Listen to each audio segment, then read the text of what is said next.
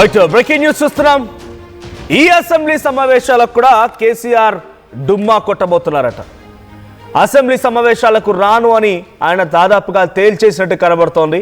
మొన్న ఒక్కరోజు ఏదో నామమాత్రంగా వస్తానని చెప్పాను కాబట్టి, ప్రజలకు మాట ఇచ్చాను కాబట్టి ఆ మాట నిలబెట్టుకోవాలన్నట్టుగా వచ్చి తిప్పి కొడితే 30 సెకండ్లు ఉన్నారు, కూర్చున్నారు, అక్కడి నుంచి వెళ్ళిపోయారు అంతే. ఇక ఈ రోజు నుంచి చాలా కీలకమైనటువంటి ఘట్టం చోటు చేసుకోబోతుంది. అసెంబ్లీ సమావేశాల్లో సాగునీటి పైన చర్చ జరగబోతోంది.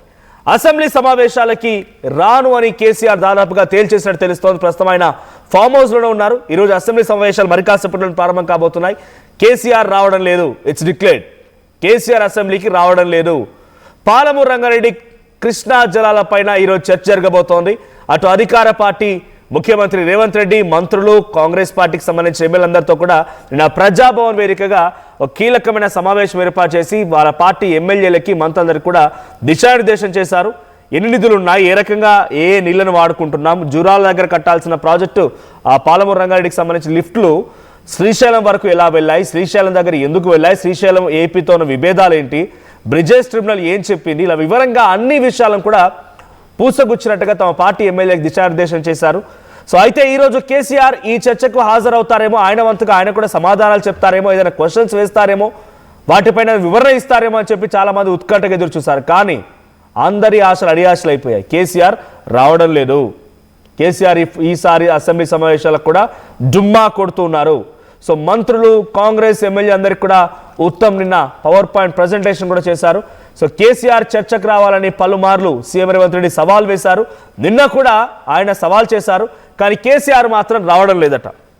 మరి కేసీఆర్ డైరెక్ట్గా ప్రజల్లోనే ఉంటా, పబ్లిక్లోనే ఉంటా, ప్రజా ఉద్యమాలు చేస్తా, ప్రజల్లో మళ్ళీ ఉద్యమాన్ని మొదలు పెడతా, పాలమూరు రంగారెడ్డిని మళ్ళీ ఎవరో ఒక దీవెనల కోసం, ఎవరో ఒక వాళ్ళ యొక్క స్వలాభం కోసమో దాన్ని గంగల కలుపుతున్నారు, నటిట ముంచేస్తున్నారు. ఇట్లయితే తెలంగాణకు నీళ్ళు కావాలి. తెలంగాణ మహబూబ్ నగర్ జిల్లా అంటే ఒకప్పుడు బీటలు బారేది, నీళ్లు లేకపోతుండే, దాన్ని సస్యశ్యామం చేయడం కోసమే పాలమూరు రంగారెడ్డి ప్రాజెక్టును మొదలుపెట్టిన మహబూబ్ నగరు, రంగారెడ్డి, హైదరాబాద్కి సాగుని అందించడమే లక్ష్యం. నల్గొండ ప్రాంతాన్ని మొత్తం కూడా ఫ్లోరైడ్ రహిత ప్రాంతంగా మార్చాల లక్ష్యంతో ఆ రోజు పాలమూరు రంగారెడ్డి మొదలుపెట్టిన 5 లిఫ్ట్ ఇరిగేషన్లు మొదలుపెట్టిన నార్లాపురం, తర్వాత వట్టే, కన్వర్, ఈ ప్రాంతాలకు సంబంధించిన దాంట్లో కురుమూర్తి, తర్వాత రిజర్వాయర్ అంజనగిరి, తర్వాత వీరాంజనేయ, వెంకటాద్రి, తర్వాత కురుమూర్తి, ఉద్దండపూర్, ఈ 5 రిజర్వాయర్లు మొదలుపెట్టి దీని నుంచి నేను నీళ్లు పట్టుకోద్దాం అనుకున్నా.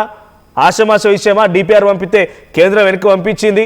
ఆ డిపిఆర్ని మళ్ళీ వీళ్ళు తిరిగి పంపించాలా లేదా, ఉద్యమం చేయాలి, మేము తేల్చుకోవాలి, ఆంధ్రప్రదేశ్ ప్రభుత్వంతో మాట్లాడాలి, కేంద్రంతో కొట్లాడాలి అని మాట్లాడిన కేసీఆర్ మరి ఈరోజు ఇదే అంశాల గురించి, తాగునీటి గురించి చర్చ జరుగుతూ ఉంటే గైర్ హాజరు కావడాన్ని తెలంగాణ ప్రజలుగా మీరులా చూస్తారు? కామెంట్ చేయండి. మా ప్రతినిధి మధు ఉన్నారు.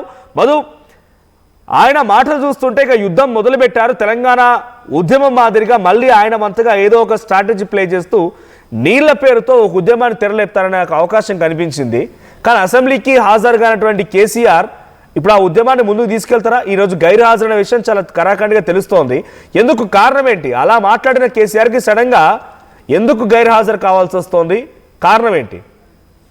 ఎగ్జాక్ట్, మొదటి రోజు హాజరైన తర్వాత రెండవ రోజు కూడా కేసీఆర్ హాజరవుతారు అనేటువంటి చర్చ జరిగింది. ఎందుకంటే మొదటి రోజు అసెంబ్లీ సమావేశాల సందర్భంగా కొద్దిసేపు హాజరై ఆయన నందినగర్ నివాసంలోనే ఉన్నారు. 2 రోజులు ఇక్కడే ఉన్నారు, చాలా మందిని కలిశారు, అందరి నాయకులతో సమావేశాలు, వచ్చినటువంటి విజిటర్స్ తో ఫోటోలు, ఇదంతా కార్యక్రమాలు చూస్తే కేసీఆర్ మళ్ళీ జనవరి 2వ నుంచి ప్రారంభమయ్యే సభకు కూడా హాజరవుతారు. కంటిన్యూగా ప్రాజెక్టుల పైన ఆయన మాట్లాడతారు. ఒకవేళ కేసీఆర్ కి సభలో మైక్ ఇవ్వకపోయినా కూడా కాంగ్రెస్ కే మైనస్ అవుతుంది అనేటువంటి చర్చ జరిగింది. అందులో భాగంగానే కేసీఆర్ హైదరాబాద్ లోనే ఉంటున్నారు, కంటిన్యూ అసెంబ్లీ సమావేశాలకు వస్తారు.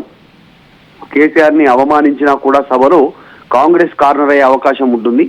వచ్చిన తర్వాత ఒకవేళ సరైన సమయం ఇవ్వకపోతే ఇవ్వలేదు అని చెప్పి కూడా బయట చెప్పుకోవడానికి బీఆర్ఎస్ కి అవకాశం ఉంటుందనే చర్చ జరిగింది. కానీ కేసీఆర్ ఫామ్ హౌస్కి వెళ్ళిపోయారు. నందినగర్ నివాసం నుంచి ఇక్కడ కొంతమందితో కాస్త సమయం ఇచ్చారు విజిటర్స్ కి. తర్వాత నాయకులతో మాట్లాడిన తర్వాత 2వ రోజు జరిగేటువంటి ఈ రోజు సమావేశాలకు హాజరవడానికి కేసీఆర్ రావట్లేదు అనేటువంటి సూత్రప్రాయ నిర్ణయంగా తెలుస్తోంది. పూర్తిగా ఈ జల జగడం పైన హరీష్ రావు ప్రిపేర్ అయ్యారు.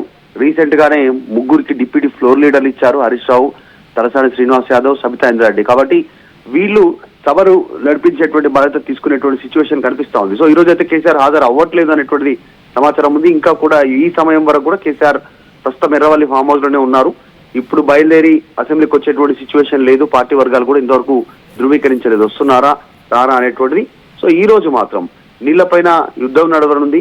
దాంతో పాటు ఇంకా కొన్ని కీలకమైనటువంటి అంశాలపైన అసెంబ్లీలో చర్చ జరిగే అవకాశం ఉంది. వీటన్నిటినీ కేసీఆర్ తరఫు నుంచి హరీష్ రావు, కేటీఆర్, తలసాని శ్రీనివాస్ యాదవ్, సవితా ఇంద్రారెడ్డి వీళ్ళు శాసనసభలో ఫేస్ చేయనున్నట్టుగా తెలుస్తా ఉంది. మూసీ నది, ఎల్లారెడ్డి పట్టణంలో ఆరోగ్య శిక్షణ, అంగన్వాడీ కేంద్రాలకు జీతాలు, వ్యవసాయ ఆధారిత పరిశ్రమల స్థాపన, నిజామాబాద్ పట్టణంలో స్పోర్ట్స్ స్టేడియం, బాలశక్తి పథకం, బయ్యారం ఉక్కు పరిశ్రమ, తర్వాత తెలంగాణ రాష్ట్రంలో బెల్ట్ షాపులు, మద్యం దుకాణాల క్రమబద్ధీకరణ, మానకొండూరు నియోజకవర్గంలో రహదారుల మరమ్మతులు మరియు ఆధునీకరణ, ఇట్లా ఈ అంశాలపైన చర్చ జరిగే అవకాశం ఉంది. వీటితో పాటు అత్యంత కీలకంగా ఇంత పెద్ద ఎత్తున పాలమూరు రంగారెడ్డి ప్రాజెక్ట్ ని చాలా ప్రతిష్టాత్మకంగా తీసుకున్నాం. నల్గొండ, మహబూబ్ నగర్, రంగారెడ్డి, హైదరాబాద్ ప్రాంతాలకి సాగుని అందించడమే మా లక్ష్యం. పాలమూరు రంగారెడ్డి ప్రాజెక్టు యొక్క ముఖ్య లక్ష్యం చాలా పెద్ద ఎత్తున కళలు కానీ దాన్ని నేను ముందుకు తీసుకొచ్చినా చెప్పిన కేసీఆర్ దానిపైన చర్చ పెడదామని పట్టిందే వాళ్ళు, చర్చ పెట్టాలని డిమాండ్ చేసిందే వాళ్ళు. ఇప్పుడు చర్చ పెడుతుండగా గతంలో అంతటి కృషి చేసినటువంటి వ్యక్తి ఎందుకు హాజరు కావాలని అనే అనుమానం అందరిలో కూడా కలుగుతోంది. సో ఏదైనా ఇతరత్ర సమస్యలు ఉన్నాయా, లేకపోతే ఆయన అంత సీరియస్ కాదనుకుంటున్నారా, అంత అవసరం లేదనుకుంటున్నారా, ఆయన ఉద్దేశం ఏంటి?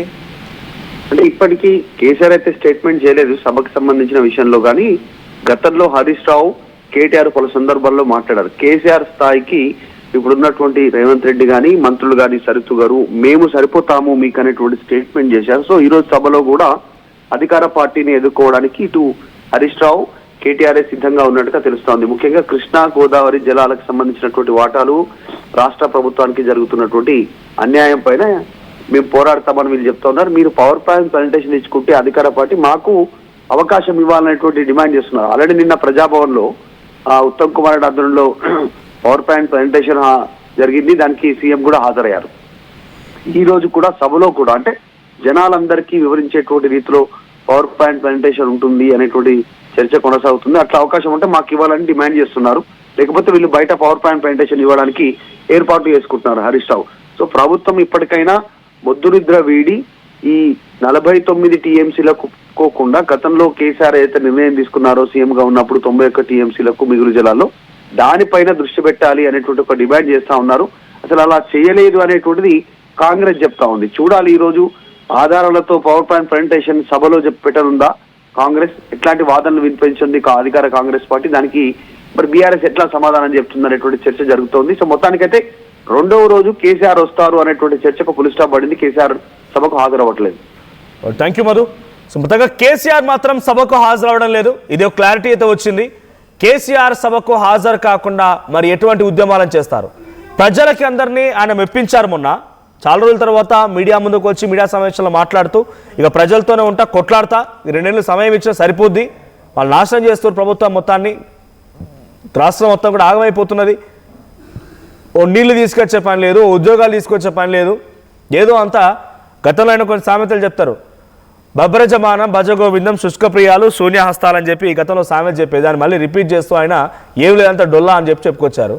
మరి అటువంటి ప్రభుత్వం పైన ఎండగట్టాల్సిన సమయం ఆసన్నమైంది, అసెంబ్లీలో మాట్లాడతారు కేసీఆర్ అని చెప్పి ఉత్కంఠగా చాలా పెద్ద ఎత్తున తెలంగాణ రాష్ట్రంలో ప్రతి ఒక్కరు నిరుద్యోగులు కానివ్వండి, రైతులు కానివ్వండి, లేకపోతే సామాన్య ప్రజలు కానివ్వండి ఎదురు చూశారు. మరి కేసీఆర్ రావట్లేదు అని అంటే కేసీఆర్ కాంగ్రెస్ పార్టీ ప్రభుత్వం ఇప్పుడు చాలా కమిషన్లు వేసింది, కాళేశ్వరం కమిషన్ అని, విద్యుత్ కమిషన్ అని, మరి రకరకాల కమిషన్ల పైన కేసీఆర్ దగ్గర నుంచి సమాధానం తీసుకుందామని వాళ్ళు సిద్ధంగా ఉన్నారు. కాబట్టి పోతే నేను చెప్పడమేమో కానీ నా పని అయిపోద్ది అన్నట్టుగా భావించారా, లేకపోతే నన్నే క్వశ్చన్ చేస్తారని భావించారా, లేదంటే కేసీఆర్ వస్తే అక్కడ ఆయనకు తగ్గట్టుగా సమయం దొరుకుతుందా లేదని భావించారా, ఏం జరుగుతుందో తెలియదు. కానీ ఈరోజు మాత్రం కేసీఆర్ సభకు రావడం లేదు. 10 ఏళ్లలో తెలంగాణ రాష్ట్రంలో ఎక్కడా కూడా జరిగినటువంటి ఒక కీలకమైనటువంటి పరిణామం మొన్నొక రోజు అసెంబ్లీ సమావేశాలు మొదలైన రోజు 29 జరిగింది.